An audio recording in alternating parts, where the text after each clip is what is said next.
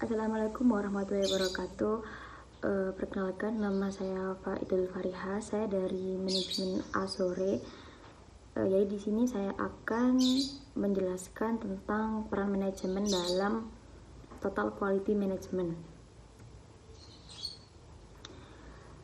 Yang pertama yaitu saya akan menjelaskan tentang apa itu TQM. Seperti yang kita ketahui, Total Quality Management adalah filosofi manajemen yang berusaha mencapai hasil terbaik dengan cara memusatkan semua proses pada kepuasan pelanggan.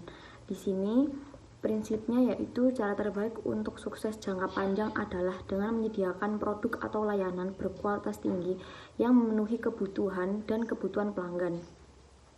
Dengan demikian, semua yang ada di TQM didefinisikan melalui lensa kepuasan pelanggan.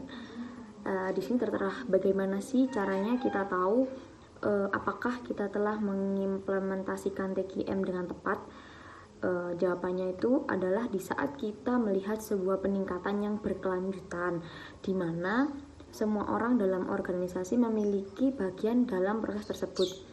TQM ini sendiri memiliki 8 elemen inti yang dikelompokkan dalam 4 bagian, dan di sini akan dianalogikan ibarat sebuah bangunan yang kokoh. Kemudian saya akan menjelaskan di sini bagian 1, yaitu ibaratnya sebagai fondasi ya teman-teman. Yaitu sebuah bangunan itu tak akan bisa berdiri tanpa tiang penyangga atau fondasi yang kuat. Nah, dalam hal ini yang termasuk fondasi dalam TQM adalah yang pertama. Di sini ada etika. Etika dijelaskan adalah standar penilaian moral seperti baik atau buruk, benar atau salah. Dan TQM ini menekankan pentingnya memahami apa yang etis untuk dilakukan, baik kita sebagai organisasi maupun sebagai individu. Karena organisasi yang beroperasi dengan cara yang baik secara moral itu sangat penting. Yang kedua ada integritas. Dalam etika artinya mengetahui apa yang benar dan apa yang salah. Jadi integritas ini artinya lebih menekankan tindakan yang sesuai dengan nilai-nilai perusahaan dalam lingkungan yang jujur dan terbuka. Kayak drama kantor, rumor, atau bentuk permusuhan personal harus dihindari. Kemudian yang ketiga ada kepercayaan. Hubungan kepercayaan di antara individu dalam organisasi dapat meningkatkan dan menyediakan produk atau layanan berkualitas tinggi kepada pelanggan. Maka produsen pun butuh rasa percaya kepada konsumen. Ketika rasa percaya itu sudah hilang, sudah nggak ada, maka pengenalan masalah, analisis masalah, solusi masalah, dan pengambilan keputusan akan menjadi lebih mudah. Jadi ketika kita mempunyai rasa percaya dan itu sudah terjalin, maka itu akan lebih memudahkan kita, seperti itu. Kemudian yang kedua ada bagian yaitu di sini bagaikan batu bata. Susunan batu bata menanggung beban sebuah bangunan. Dalam konteks TQM, elemen-elemen berikut inilah yang bersandar pada fondasi dan mendukung seluruh struktur. Yang pertama di sini ada pelatihan, kerjasama tim, dan kepemimpinan. Pelatihan ini dapat mencapai kualitas maksimal karyawan, membutuhkan skill atau kemampuan yang maksimal dalam perusahaan mereka.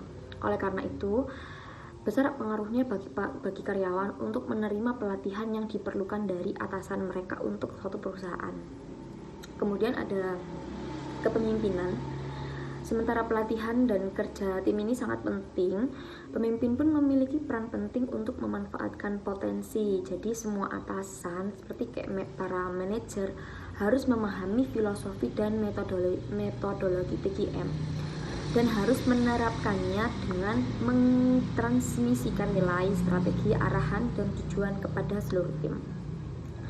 Kemudian ketiga ada kerjasama tim. Mencapai tujuan perusahaan dan menyediakan layanan tingkat tinggi bagi pelanggan diperlukan sebuah tim yang solid. Tim yang solid ini bekerja sama secara efisien. Tak hanya para individu harus tahu bagaimana bekerja sama, lingkungan tim juga harus memfasilitasi adanya diskusi terbuka atas masalah dan solusi. Kemudian bagian 3 ini diibaratkan sebagai semen. Kayak ketika kita memiliki fondasi dan batu bata untuk membangun sebuah bangunan, kita tuh harus mengikat elemen-elemen tersebut dengan kokoh. Lah inilah di fungsi bagian yang diibaratkan semen yang kuat, yaitu ada komunikasi. Komunikasi ini ya diibaratkan sebagai semen yang kuat dalam TKM, yaitu dari komunikasi, mulai dari fondasi, mengelilingi batu bata hingga mencapai atap. Satu-satunya cara untuk terus meningkatkan dan mencapai kinerja optimal adalah membuat informasi dan ide mengalir dengan bebas dalam organisasi, seperti melibatkan semua entitas eksternal seperti pelanggan, mitra, pemasok, atau pemangku kepentingan. Kemudian yang keempat, di sini ada bagian atap. Bagian atap itu bagian yang paling menonjol dalam sebuah bangunan. Ketika sebuah bangunan itu pasti kita membutuhkan atap. Lah dalam TKM ini, bagian atap ini diibaratkan sebagai elemen kunci terakhir. Yaitu apa? Yaitu ada pencapaian.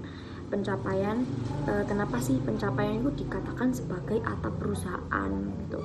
Karena pada akhirnya apa yang paling dilihat dari perusahaan Anda adalah prestasi, pengakuan, penghargaan yang telah dicapai sebelumnya.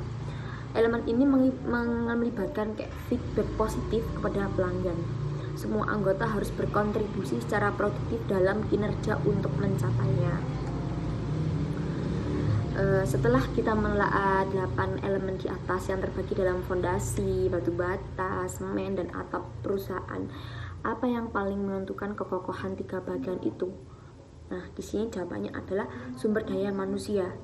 Karena sumber daya manusia itu menentukan benar atau tidaknya pemasangan fondasi, batu bata, dan semen dari sebuah bangunan, yaitu elemen-elemen dari sebuah perusahaan, yaitu seluruh manusia yang terlibat dalam pembangunannya. Dengan kata lain, yang menentukan terbentuknya etika, integritas, kepercayaan, pelatihan, kerjasama tim, kepemimpinan, komunikasi, terus ada pencapaian yang baik untuk suksesnya TKM ini adalah sumber daya manusianya. Jadi di sini terlepas dari hal yang penting lainnya, jangan pernah terlupakan bahwa SDM yang berkualitas itu hal yang penting, yaitu elemen yang paling penting dalam esensial dari kesuksesan total quality manajemennya. Nah, di sini ada peranan manajemen dalam implementasi TKM. Pemimpin diharapkan dapat memotivasi dan mengarahkan para karyawan untuk mencapai tujuan organisasi. Manajemen puncaknya juga bertanggung jawab dalam mengatasi setiap penolakan terhadap perubahan ke arah manajemen yang baru. Dalam mengatasi penolakan terhadap perubahan tersebut, manajer puncak dapat menggunakan salah satu strategi sebagai berikut, yaitu yang pertama dari Kreitner dan Kinnike tahun 1994 737.